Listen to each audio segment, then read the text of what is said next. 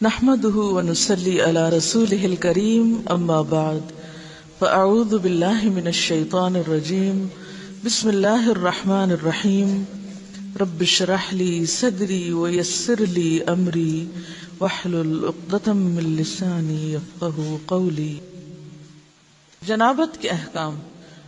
وجوب غسل کی حالت کو حالت جنابت کہتے ہیں۔ وجوب غسل یعنی جب غسل واجب ہو جاتا ہے تو اس حالت کو جنابت کہتے ہیں۔ جنابت کا لفظ جم سے، جم پہلو کو کہتے ہیں، بچنا۔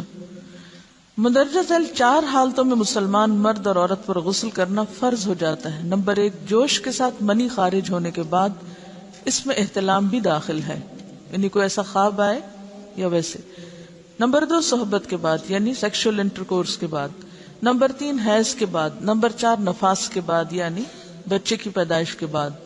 اس میں یاد رکھیے کہ بہت سے لوگ پوچھتے ہیں کہ اگر خواتین انٹرنل چیک اپ کرواتی ہیں تو کیا اس سے غسل واجب ہوتا؟ تو کوئی غسل واجب نہیں ہوتا جب تک کہ ان 4 چیزوں میں سے کوئی چیز نہ ہو۔ صرف منی خارج ہونے سے بات نہیں، بلکہ جوش کے ساتھ منی خارج ہونے کے بعد غسل واجب ہوتا ہے۔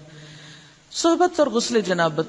صحابہ کرام رضی اللہ عنہم کے درمیان غسل جنابت کا ایک مسئلہ زیر بحث آیا۔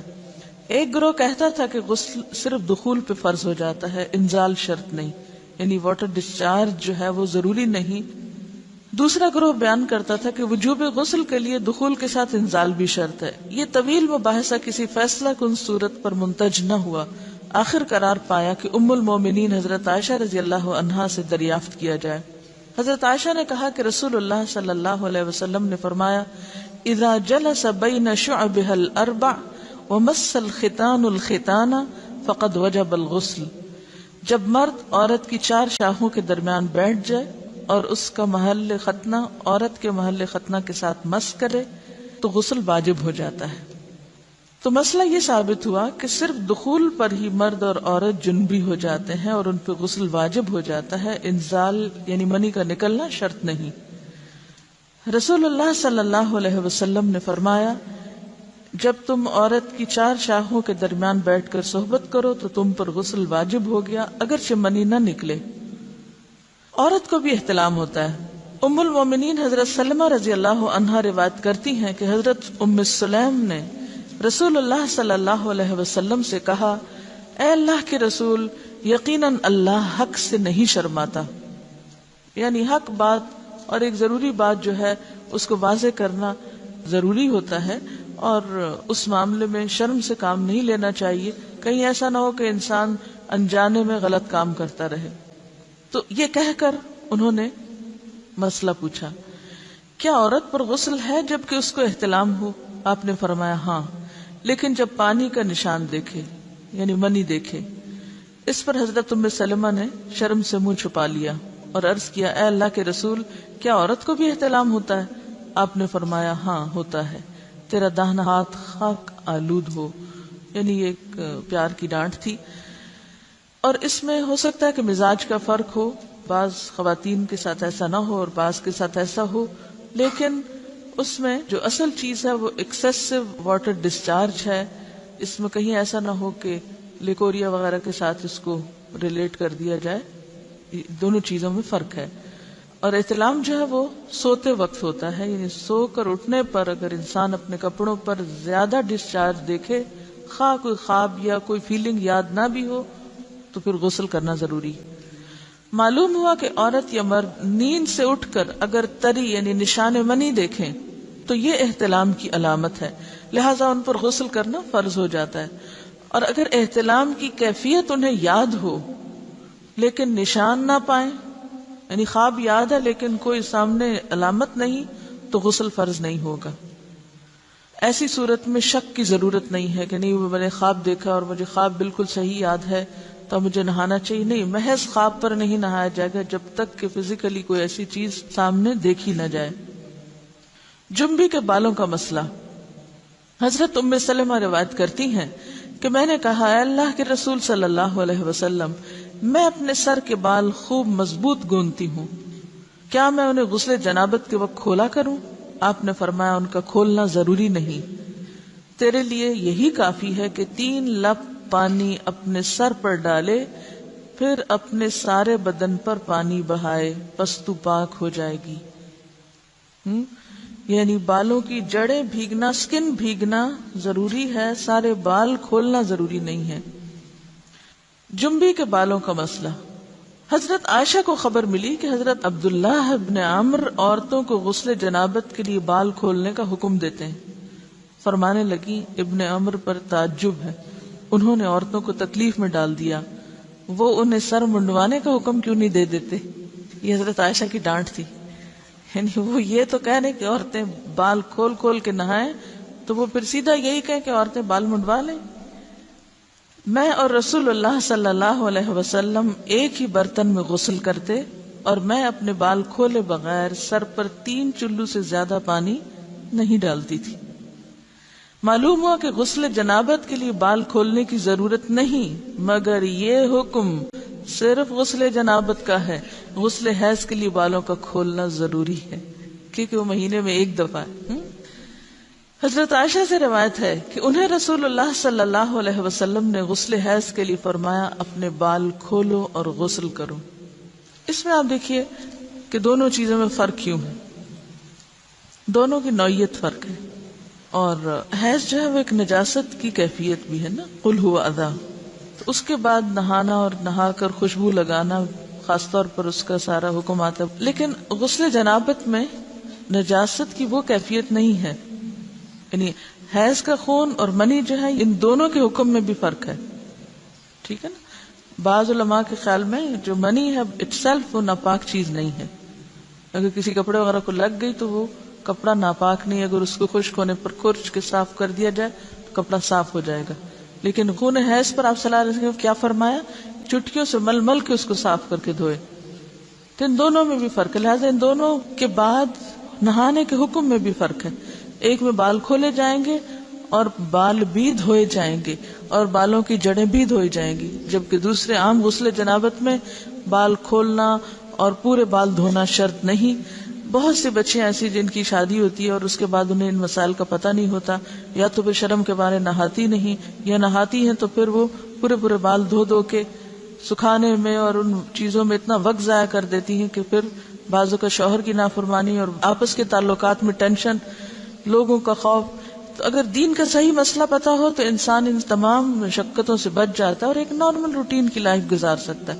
تو اس میں کیا صرف 3 کپ پانی، 3 لپ پانی، یعنی 3 دفعہ کیوں کہ اگر ایک دفعہ ڈالنے سے پوری طرح نہیں بھیگا، آپ یہ بھی کر سکتے ٹیپ کے آگے سر کر کے تو ساری اسکن جو ہے سر کی اس کو آپ گیلا کر لیں، پیچھے سے بال جو ہیں اگر لمبے ہیں تو ان کو ایک طرف کر دیں تاکہ پورے بال نہ دھونے پڑے، نہ سکھانے پڑے اور نہ خشک کرنے پڑے، اور باقی جسم پہ پانی بہا لیں۔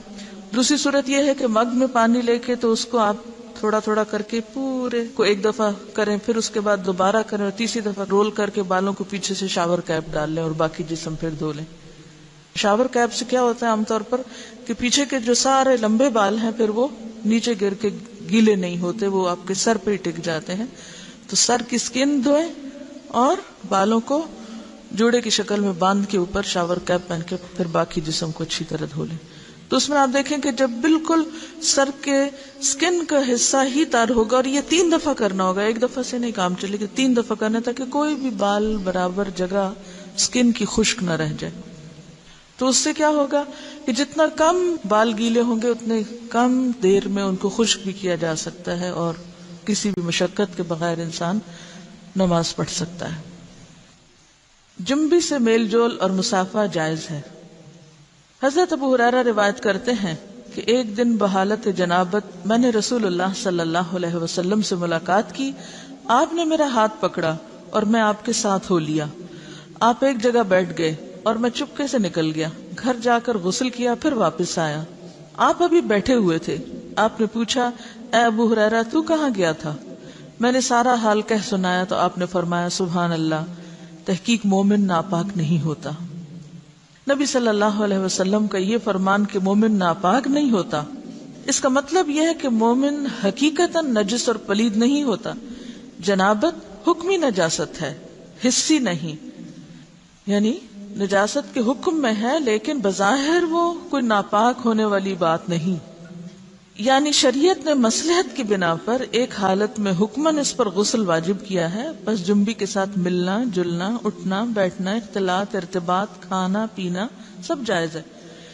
یہاں یہ بات یاد رہے کہ بعض اوقات ایسا بھی ہوتا ہے کہ انسان حالت جنابت میں ہوتا ہے، تو ہمارے ہاں تو اس میں اتنے زیادہ بچیوں کو ڈرایا جاتا ہے کہ ایک قدم بھی اٹھایا تو معلوم نہیں کیا قیامت آ جائے گی اور تم کمرے سے نکل ہی نہیں سکتے جب تک کہ پاک نہ ہو۔ تو بعض اوقات حالات کا تقاضا ایسا ہوتا ہے کہ جس میں انسان کو کچھ ضروری کام نپٹانے پڑتے ہیں، بعض اوقات جیسے بچوں کو اسکول چھوڑنا ہے یا ان کو ناشتہ بنا کے دینا ہے یا کچھ، تو پھر دو ایکسٹریم پہ لوگ چلے جاتے ہیں، یا تو پرواہ نہیں کرتے پاک ناپاک ہونے کی، یا یہ ہے کہ وہ اس چیز کو اتنا ایشو بنا لیتے ہیں کہ باقی سارے کام ان کے متاثر ہو کے رہ جاتے ہیں۔ تو اس چیز کو اپنی حدود میں رکھ کے لائٹلی لینا چاہیے، جو فریضہ ادا کرنا وہ کر لے اور باقی چیزیں جو ہیں ان کو ایشو نہ بنایا جائے۔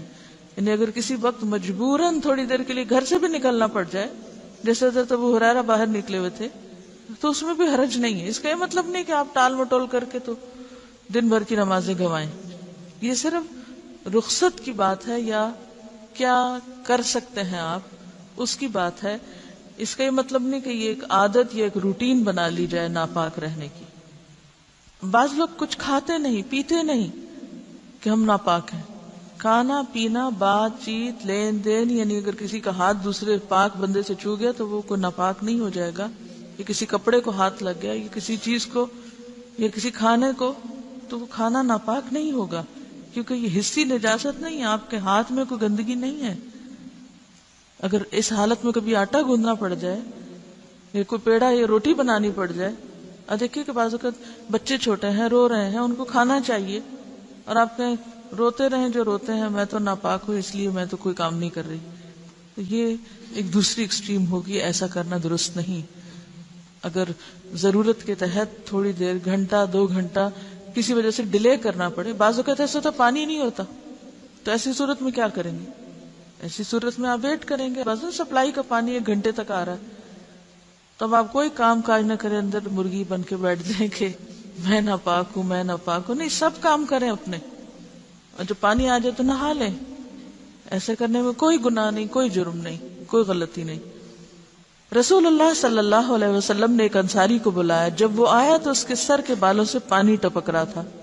آپ نے پوچھا شاید تم جلدی میں نہائے ہو؟ اس نے کہا ہاں اے اللہ کے رسول۔ آپ نے فرمایا حالت جنابت میں اگر کسی سے فوری ملنا ہو اور نہانے میں دیر لگے تو وضو کرنا ہی کافی۔ حضرت عمر نے آپ سے پوچھا میں رات کو جنبی ہوتا ہوں تو کیا کروں؟ آپ نے فرمایا کہ تم اپنے ذکر کو دھو ڈالو اور وضو کرو اور سو جاؤ۔ رسول اللہ صلی اللہ علیہ وسلم جب حالت جنابت میں کھانا یا سونا چاہتے تو نماز کے وضو کی طرح وضو کر لیتے۔ نبی صلی اللہ علیہ وسلم نے فرمایا جو کوئی اپنی بیوی سے صحبت کرے اور پھر دوبارہ کرنا چاہے تو اسے چاہیے کہ دونوں کے درمیان وضو کرے۔ آپ نے غور کیا ہوگا کہ طہارت کے مسائل بہت تفصیل کے ساتھ اور اپنے اندر بہت ڈیٹیلز رکھتے ہیں، اور بہت سے موضوعات ایسے ہیں کہ جو انسان کی ظاہری زندگی نہیں بلکہ اس کی نجی اور ذاتی زندگی سے متعلق بھی ہے، لیکن اس طرح پبلکلی ان کو پڑھانا اور ان کو سکھانا یہ بھی ایک ضرورت ہے، کیونکہ آپ صلی اللہ علیہ وسلم نے انصار کی خواتین کی تعریف کی کہ انصار کی خواتین کتنی اچھی ہیں جنہیں حیا دین کا علم حاصل کرنے سے نہیں روکتا۔ تو سوال یہ پیدا ہوتا ہے کہ آخر اتنی تفصیلات کیوں؟ اور بعض لوگ اس کو ناپسندیدہ قرار دیتے ہیں، تو ایسا کرنا ناسمجھی کی علامت ہے۔ ہم دیکھتے ہیں کہ انسان اگر اللہ کے بتائے ہوئے طریقے کے مطابق زندگی بسر کرتا ہے تو اس میں خیر ہی خیر ہے، اور وہ صرف خیر اس کی اپنی ذات تک نہیں رہتی، بعض اوقات دوسروں کی بھلائی کا ذریعہ بھی بن جاتی۔ یہاں کسی نے ایک واقعہ لکھ کر بھیجا ہے کہ کسی ویسٹرن کنٹری میں کوئی مسلمان بچہ پڑھتا تھا، تو وہ اپنے کپڑوں کو دھونے کے لیے کسی انگریز عورت کو دیتا تھا، یعنی لانڈری کسی کے ذریعے کرواتا تھا۔ تو ایک دن اس عورت نے طالب علم سے کہا کیا آپ میرے کام سے مطمئن نہیں؟ آپ کے خیال میں کیا میں کپڑے اچھی طرح نہیں دھوتی؟ طالب علم نے اس کی بات سن کر کہا کیوں نہیں، مجھے یقین ہے کہ آپ اچھی طرح کام کرتی ہیں۔ یہ سن کر وہ بولی پھر آپ خود ہی اپنے کپڑے کیوں دھو کر مجھے دیتے ہیں؟ یعنی کپڑوں کے داغ وغیرہ کیوں دھو کر مجھے دیتے ہیں؟ طالب علم نے انکار میں سر ہلایا کہ میں بھلا کپڑے دھو کر کیوں دوں گا؟ عورت نے کہا کہ پھر کیا وجہ ہے کہ مجھے دوسروں کے کپڑوں پر جا بجا گندگی کے دھبے نظر آتے ہیں لیکن آپ کے کپڑوں پر کوئی ایسا دھبا نہیں ہوتا۔ اس کے پوچھنے میں واضح حیرت تھی۔ نوجوان مسکرایا اور بولا، اب بات سمجھ میں آتی ہے، اب میں آپ کو بات سمجھا دیتا ہوں، یعنی اب میری سمجھ میں بات آئی ہے کہ آپ کا اشارہ کس طرف ہے۔ میں مسلمان ہوں، میرا دین مجھے پاک صاف رہنے کا حکم دیتا ہے، میری شلوار یا پینٹ وغیرہ پر پیشاب کا چھینٹا بھی لگ جائے تو میں نماز نہیں پڑھ سکتا، لہٰذا اگر کوئی ایسی چیز ہو تو مجھے اسے خود دھونا پڑتا ہے اور اسے دھو کر پاک کرتا ہوں، لہٰذا جب میں کپڑے اتارتا ہوں تو یہ کپڑے پاک اور صاف ہوتے ہیں، یعنی داغ دھبوں سے محفوظ ہوتے ہیں۔ تو اس نے حیرت سے پوچھا کہ تمہارا دین اتنی چھوٹی چھوٹی باتوں کی بھی تعلیم دیتا ہے؟ نوجوان نے کہا، ہاں، ہمارے رسول صلی اللہ علیہ وسلم نے ہمیں یہ حکم دیا ہے کہ ہم جب بیت الخلاء میں جائیں تو دعا پڑھیں، جب باہر آئیں تو دعا پڑھیں، کپڑے پہنوں تو دعا پڑھوں، کھانا کھا کر فارغ ہو کر گھر سے نکلتے وقت، سوتے جاگتے وقت، زندگی کے ہر کام یا ہر موقع پر ہمارے رسول نے ہمیں دعائیں سکھائی ہیں۔ اور اس کے ساتھ ہی یہ کہ ان تمام باتوں کے ادب آداب بھی سکھائے ہیں۔ تو اس انگریز عورت کو وہ باتیں بہت دلکش اور حیران کن محسوس ہوئیں، اور کچھ دن تک وہ اس طالب علم کی عادات کا مزید جائزہ لیتی رہی، اور بالآخر اسلام اس کے دل میں گھر کر گیا اور وہ مسلمان ہو گئی، اور اس کے بعد اس نے اپنے گھر کے دوسرے افراد کو بھی مسلمان کیا، اسے ایک خاتون نے۔ تو بات یہ کہ بات تو چھوٹی سی ہے لیکن ایک بہت بڑا فرق ڈال دیتی ہے۔ لیکن افسوس یہ کہ آج مسلمان ہی یہ آداب اور اخلاق بھول گئے، کیونکہ بہت سے مواقع پر ایسا بھی ہوا ہے ہمارے ساتھ کہ جب ہم نے الوداع میں پرانے کپڑے مختلف، جیسے سیلاب آ گیا یا زلزلہ آ گیا یا کچھ، تو اس موقع پر نئے پرانے سب مٹیریلز جب اکٹھے کیے گئے تو بلیو بھی بعض اوقات کپڑوں پر خون کے دھبے، گندے داغ اور نجاست وغیرہ بھی لگی ہوئی پائی گئی، جسے دیکھ کر بے انتہا افسوس ہوا کہ ایک مسلمان لڑکی جو بالغ ہو چکی ہے، اس کو اس کی ماں نے یہ ادب نہیں سکھایا، یہ طریقہ نہیں سکھایا کہ لباس کو صاف کیسے رکھتے ہیں۔ بھلے آپ کو کپڑا کسی سے بھی دھلوانا ہو، یا آپ کو دوبارہ نہیں پہننا، یا آپ کسی غریب کو دے رہے ہیں، مسلمان کا تو لباس اتارتے وقت بھی طریقہ یہ ہوتا ہے کہ جب وہ اتارے تو ایسے ہی اتارے کہ جیسے وہ نجاست سے صاف ہے۔ تو بعض اوقات ہم غفلت میں ایسی حرکتیں کرتے رہتے ہیں، اور اس کا غلط امپریشن نہ صرف یہ کہ اپنے گھر والوں پر، اپنے قریبی لوگوں پر، بلکہ دوسرے ادیان والوں تک بھی اس کا دائرہ بعض اوقات پھیل جاتا ہے۔ تو ان معاملات میں جو بظاہر لوگوں کی نگاہوں سے چھپے ہوئے ہیں، ہمیں اپنی باطنی زندگی میں، نجی زندگی میں، داخلی زندگی میں، پرائیویٹ لائف میں بھی اللہ کے تقوی کا ثبوت دینا ہے اور ان تمام چیزوں کا خیال رکھنا ہے۔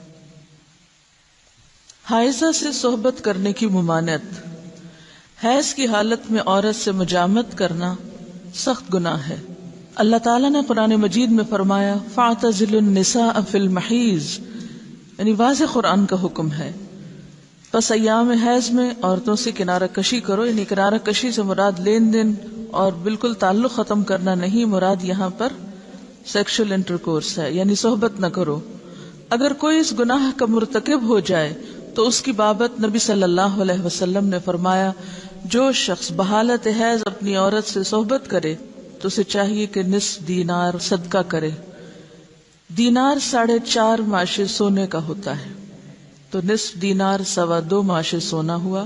2.25 ماشے سونے کی قیمت صدقہ کرے، یعنی کسی مستحق کو دے اور آئندہ کے لیے توبہ کرے۔ مزی کے خارج ہونے سے غسل واجب نہیں ہوتا۔ سیدنا علی رضی اللہ عنہ بہت طاقتور جوان تھے، آپ کو اکثر مزی آتی، آپ کو مسئلہ معلوم نہ تھا کہ مزی کے خارج ہونے پر غسل واجب ہوتا ہے یا نہیں۔ چونکہ رسول اللہ صلی اللہ علیہ وسلم کے داماد تھے، اس لیے بالمشافہ دریافت کرتے حجاب آیا، یعنی آپ کو شرم محسوس ہوئی، تو اپنے دوست مقداد سے کہا کہ وہ مسئلہ دریافت کریں۔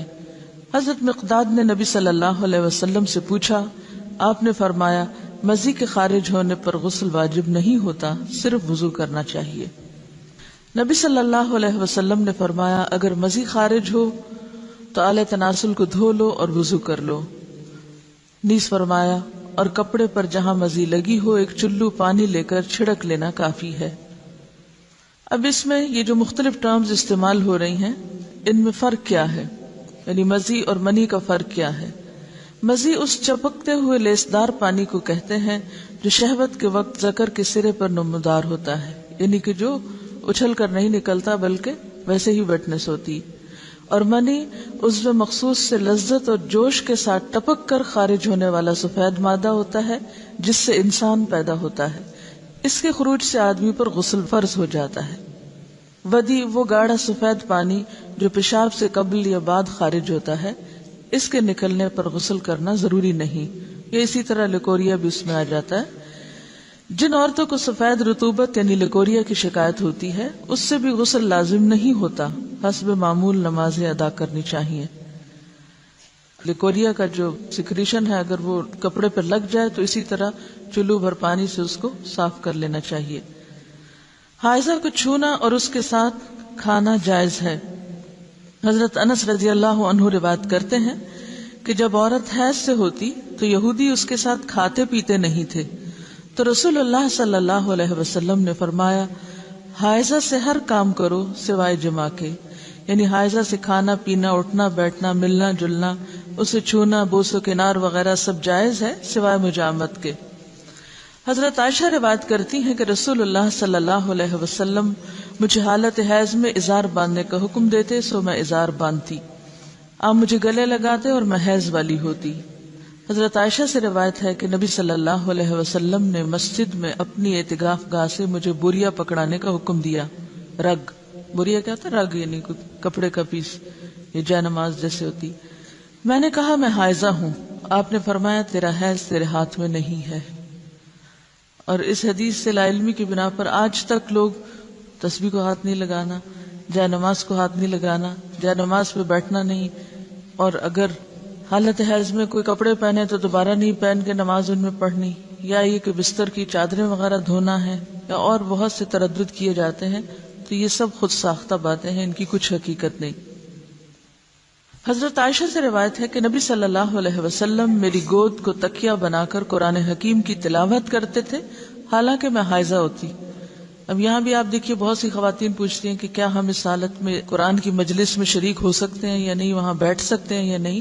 تو آپ دیکھیے کہ آپ صلی اللہ علیہ وسلم حضرت عائشہ کی گود میں سر رکھ کے قرآن پڑھتے جبکہ حضرت عائشہ حیض سے ہوتی. حائضہ کے قرآن پڑھنے کی کراہت. اب حائضہ خود کیا کرے؟ کیا قرآن پڑھ سکتی ہے یا نہیں؟ ذکر کر سکتی ہے یا نہیں؟ حالت جنابت اور حیض میں قرآن حکیم کی تلاوت کے حرام ہونے کے بارے میں کوئی صحیح حدیث نہیں ہے، یعنی حرام نہیں ہے پڑھنا، مگر ان حالتوں میں مکروہ ضرور ہے، یعنی پسندیدہ نہیں ہے کہ انسان تلاوت کی غرض سے صبح بیٹھ کر قرآن پاک کی کچھ آیات پڑھے. ہاں اگر کوئی تعلیم حاصل کرنے کے لیے، سیکھنے کے لیے کچھ پڑھ رہا ہے تو اس کی رخصت ہے. مہاجر بن قنفس سے مروی ہے کہ رسول اللہ صلی اللہ علیہ وسلم کو بحالت پیشاب کسی نے سلام کیا تو آپ نے جواب نہ دیا.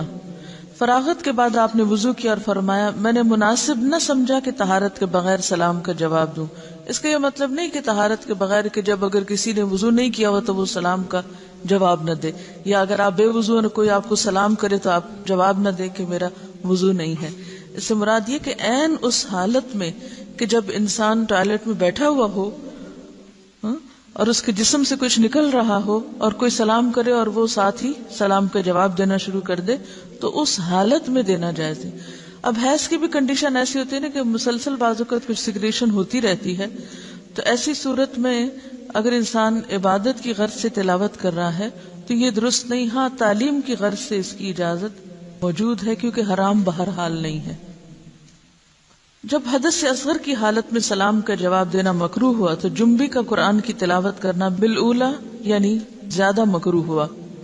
البتہ باقی اذکار کی بابت امام نووی فرماتے ہیں جنبی کے لیے تسبیح اور تحمید، تکبیر اور دیگر دعائیں اور اذکار بالاجماع جائز ہیں. یعنی صبح شام کی دعائیں ہیں یا گھر سے نکلنے کی یا داخل ہونے کی یا جتنے بھی ذکر اذکار کی قسمیں ہیں، یہ ساری کی ساری بالاجماع جائز ہیں کہ انسان اٹھتے بیٹھتے چلتے پھرتے یہ سب پڑھ سکتا ہے، خواہ حالت جنابت میں ہو یا پھر حیض میں۔ اس کی دلیل حضرت عائشہ کی حدیث ہے، آپ فرماتی ہیں میں ایام حج میں حائضہ ہو گئی تو رسول اللہ صلی اللہ علیہ وسلم نے فرمایا بیت اللہ کے طواف کے علاوہ باقی ہر وہ کام کرو جو حاجی کرتا ہے۔ تو اس کا کیا مطلب تھا؟ یعنی حالت حیض میں ہر وہ کام کرو جو حاجی کر رہے ہیں سوائے طواف کے، اور نماز تو ویسے ہی انڈرسٹوڈ تھی کہ اس حالت میں نہیں پڑھنا۔ تو اس سے کیا پتہ چلتا ہے حاجی باقی کیا کام کرتے ہیں؟ ذکر کرتے ہیں، ذکر اذکار دعائیں مانگتے ہیں۔ اور بہت سی خواتین حج پہ جاتے ہوئے کیا ہم ٹیبلٹس لے لیں، کیا ہم، تو یہ فطرت کے نظام میں مداخلت ہے۔ جب رخصت ہے سب دعائیں وغیرہ آپ پڑھ سکتے، صرف طواف نہیں کر سکتے تو پاک ہو کے کر لیں، لیکن کوئی بھی ان نیچرل طریقہ اختیار نہ کریں کہ جس سے آپ کا جسم بوجھل ہو جائے، آپ سست ہو جائیں اور آپ دعائیں مانگنے کے بھی قابل نہ ہو۔ کیونکہ بہت سی خواتین ایسی ہوتی ہیں کہ جب ان کے سسٹم میں کوئی بھی گڑبڑ ہوتی ہے تو پھر وہ مینٹلی، ایموشنلی، فزیکلی ہر لحاظ سے تھک جاتی ہیں۔ تو بجائے اس کے کہ آپ سارا حج کا عرصہ ایک کربناک کیفیت میں گزاریں جس میں آپ کی کسی عبادت میں کوئی خشوع نہ ہو، تو بہتر ہے کہ جو چیز اللہ نے لکھ دی ہے وہ اپنے وقت پر ہو، اس دوران صرف طواف سے اجتناب کیا جائے اور باقی سب کام، ذکر اذکار، جو بھی رمی کرنا ہے، وقوف عرفات ہے، سب کچھ اپنے طریقے کے مطابق کیا چلا جاتا رہے۔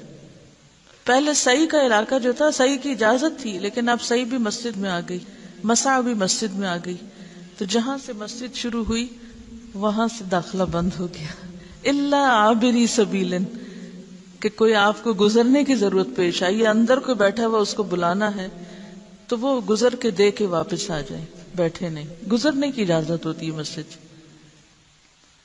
حضرت ام عطیہ رضی اللہ عنہا فرماتی ہیں کہ رسول اللہ صلی اللہ علیہ وسلم نے حیض والی عورتوں کو بھی عید کے روز عیدگاہ جانے کا حکم دیا تاکہ وہ لوگوں کی تکبیروں کے ساتھ تکبیریں کہیں۔ تو تکبیر میں بھی کیا ہے؟ اللہ کا ذکر ہے، اور ان کی دعا کے ساتھ دعا کریں لیکن نماز نہ پڑھیں۔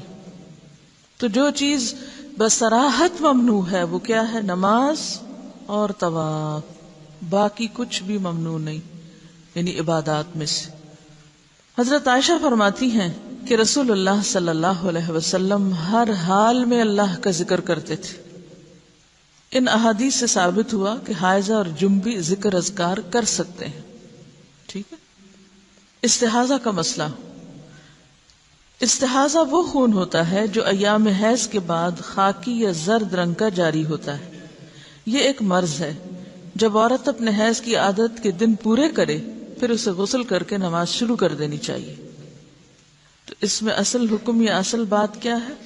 عادت۔ جتنے دن کسی کی عادت ہے اس عادت کے مطابق انسان نماز چھوڑے، یعنی اتنے دن کے لیے، اور بعد میں نہا کر نماز شروع کر دے، خواہ کوئی ڈسچارج ہو بھی تو، کیونکہ وہ خون حیض کا نہیں بلکہ استحاضہ کا ہے جو اس مخصوص مدت کے بعد آتا ہے۔ حضرت عائشہ سے روایت ہے کہ فاطمہ بنت ابی حبیش رضی اللہ عنہا رسول اللہ صلی اللہ علیہ وسلم کی خدمت میں حاضر ہوئیں اور عرض کیا، اے اللہ کے رسول، مجھے خون استحاضہ آتا ہے اور میں بوجہ خون استحاضہ پاک نہیں ہوتی، کیا میں نماز چھوڑ دوں؟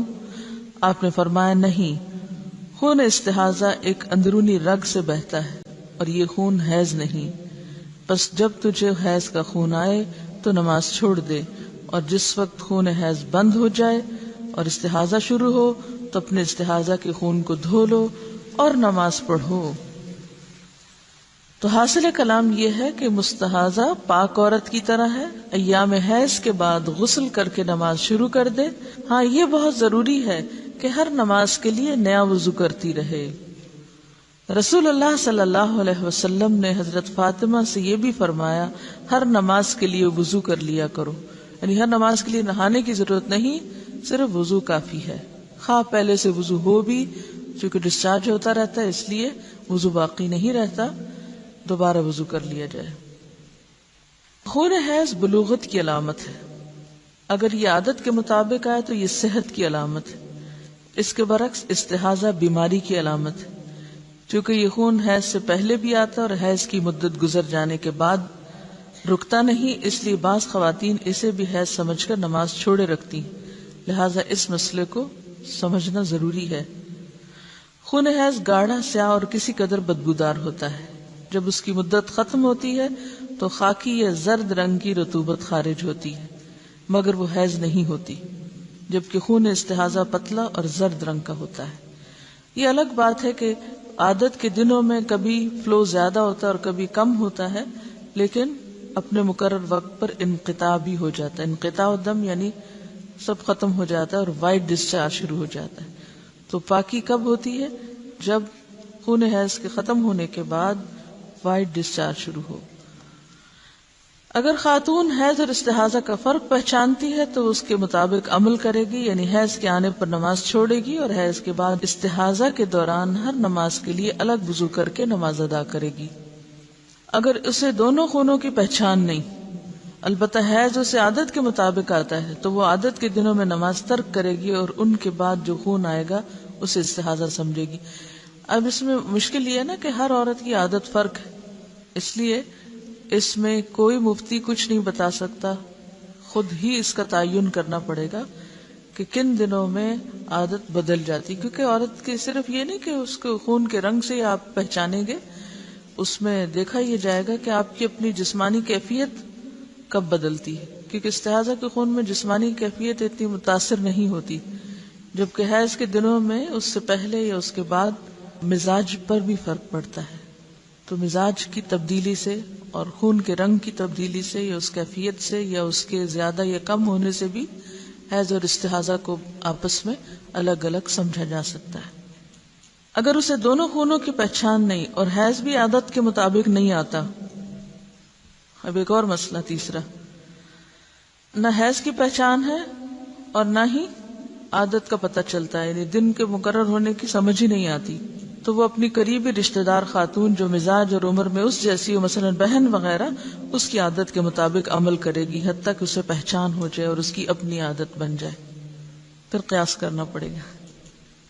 حائضہ کو نماز اور روزے کی ممانعت۔ رسول اللہ صلی اللہ علیہ وسلم نے فرمایا، جب عورت حیض سے ہوتی ہے تو نماز پڑھتی ہے نہ روزہ رکھتی ہے، یعنی نہ نماز پڑھتی ہے نہ روزہ رکھتی ہے۔ ایک عورت معاذہ نے حضرت عائشہ سے دریافت کیا، کیا وجہ ہے کہ حائضہ عورت روزے کی قضا تو دیتی ہے نماز کی نہیں دیتی؟ حضرت عائشہ نے فرمایا، رسول اللہ صلی اللہ علیہ وسلم کے زمانہ میں ہمیں حیض آیا کرتا تھا تو ہمیں روزے کی قضا کا حکم تو دیا جاتا مگر نماز کی قضا کا حکم نہیں دیا جاتا تھا۔ یہ ہے صرف وجہ۔ نفاس کا حکم، بچے کی پیدائش کے بعد جو خون آتا ہے اسے نفاس کہتے ہیں۔ حضرت ام سلمہ فرماتی ہیں کہ نفاس والی عورتیں رسول اللہ صلی اللہ علیہ وسلم کے زمانے میں 40 دن بیٹھا کرتی تھی، یعنی نماز نہیں پڑھتی تھی۔ اکثر صحابہ اور تابعین کے نزدیک نفاس کے خون کی زیادہ سے زیادہ مدت 40 دن ہے۔ اگر 40 روز کے بعد بھی خون جاری رہے تو اکثر اہل علم کے نزدیک وہ خون استحاضہ ہے جس میں عورت ہر نماز کے لیے وضو کرتی ہے۔ نفاس کی کم از کم مدت کی کوئی حد نہیں۔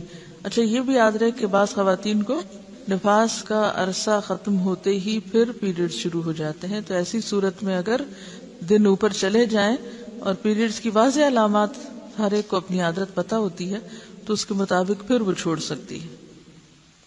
حضرت انس فرماتے ہیں نفاس کی مدت 40 دن ہے، الا یہ کہ خون پہلے ہی بند ہو جائے، کیونکہ بعض لوگوں کو بچے کی ولادت کے بعد کسی قسم کا کوئی خون نہیں آتا تو وہ پہلے دن سے ہی نماز پڑھیں گی، کچھ لوگوں کو 3 دن تک، کچھ کو 7 دن، کچھ 10 دن، کچھ 1 مہینہ، کچھ پورے 40 دن، کبھی زیادہ کبھی کم۔ تو پھر ان معاملات میں دیکھا کیا جائے گا، کوئی کتاب یا اپنا آپ، ہر ایک کو اپنی عادت خود دیکھنی پڑے گی۔ ٹھیک۔ حضرت انس فرماتے ہیں نفاس کی مدت 40 دن ہے، الا یہ کہ خون پہلے ہی بند ہو جائے۔ امام شافعی فرماتے ہیں اگر عورت کو ولادت کے بعد خون آتا ہی نہیں تو اس پر ضروری ہے کہ وہ غسل کرے اور نماز پڑھے۔ نفاس اور حیض کے خون کا حکم ایک جیسا ہے، یعنی ان حالات میں نماز، روزہ اور جماع منع ہے۔ رسول اللہ صلی اللہ علیہ وسلم ایام نفاس کی نمازوں کی قضا کا حکم نہیں دیتے تھے۔ ٹھیک ہے۔ آپ نے یہ سنا ہوگا نا کہ خون حیض کی اقصی مدت یعنی زیادہ سے زیادہ مدت 10 دن ہے. تو یہ قیاس ہے، یعنی ایک اندازہ کیا گیا. آپ دیکھیے کہ فقہا کس طرح اجتہاد کیا کرتے تھے. جب یہ مسئلہ سامنے آیا تو مختلف عورتوں کی عادت معلوم کرائی گی. کم سے کم کتنا ہوتا ہے، زیادہ سے زیادہ کتنا ہوتا ہے. پتہ چلا کہ کم سے کم اتنا اور زیادہ سے زیادہ اتنا، تو لہٰذا یہ 10 دن وہاں سے چلے. نبی صلی اللہ علیہ وسلم نے کوئی 10-12 دن نہیں بتائے. اصل بات عادت کی ہے کہ کتنے دن آپ کی عادت. ڈی این سی کے بعد بھی جو خون ہوتا ہے وہ بھی نفاس میں شمار ہوگا. اس میں بھی کمی بیشی ہوتی ہے. بعض اوقات ایسا بھی ہوتا ہے کہ جتنے مہینے کا بچہ تھا اتنے مہینے کے جو پیریڈز کے دن ہیں اس کے برابر بھی آتا ہے، اور بعض عورتوں کو اس سے کم و بیش. ان کا سوال یہ ہے کہ نفاس میں شروع میں زیادہ بلیڈنگ ہوتی ہے، اس کے بعد آہستہ سے کم ہو جاتی ہے، اور پھر تھوڑے دن میں زیادہ ہو جاتی ہے، پھر کم ہو جاتی ہے. تو کیا یہ سارا عرصہ نفاس ہوگا؟ یہ سارا عرصہ نفاس ہوگا جب تک کہ وائٹ ڈسچارج نہ شروع ہو جائے. وآخر دعوانا ان الحمد للہ رب العالمین. سبحانک اللہم وبحمدک، نشہد ان لا الہ الا انت، نستغفرک ونتوب الیک.